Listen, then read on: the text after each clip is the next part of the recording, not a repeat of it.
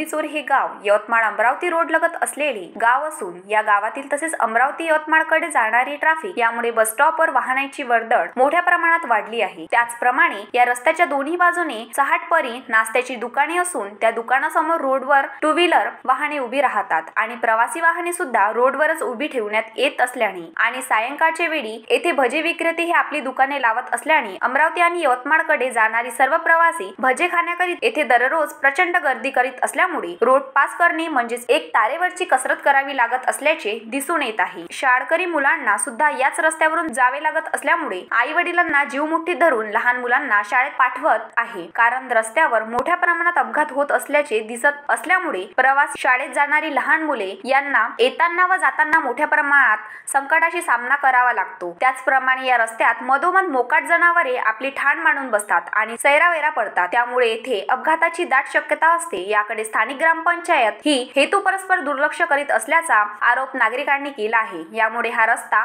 अत्यंत निर्मूळता झाला असून महामंडळाच्या एसटी बसेसना उभे राहण्याकरिता जागा राहत नसल्याने या बस गावापासून बऱ्याच अंतरावर आपल्या बसेस उभ्या करतात, त्यामुळे येथील प्रवाशांना बऱ्याच अंतरापर्यंत चालून जावे लागते। यामुळे म्हाताऱ्या प्रवाशांना खूप त्रास सहन करावा लागत आहे। त्याचप्रमाणे या रस्त्याच्या दोन्ही बाजूला मांस विक्रेते आणि टायर पंक्चरची सुद्धा दुकाने असल्याने येथे कधीही मोठा अपघात होऊ शकतो। याकडे संबंधितांनी वेळीच तातडीने लक्ष देऊन ट्रॅफिकचे नियोजन करून या ठिकाणी एक ट्रॅफिक जमादार यांची सुद्धा नियुक्ती करण्याची मागणी त्रस्त गावकऱ्यांनी केलेली आहे। प्रवासी व शाळकरी मुले यांच्या जीवितास कोणतीही हानी पोहोचणार नाही याकडे वेळीच लक्ष देण्याची नितांत गरज असल्याची प्रतिक्रिया संतप्त गावकऱ्यांनी व्यक्त केली असून याकडे ग्रामपंचायत प्रशासनाने कार्यवाही करण्याची मागणी केली आहे। उत्तम Brahmanwade, the string operation news, Nandgaon, Khandeshwar.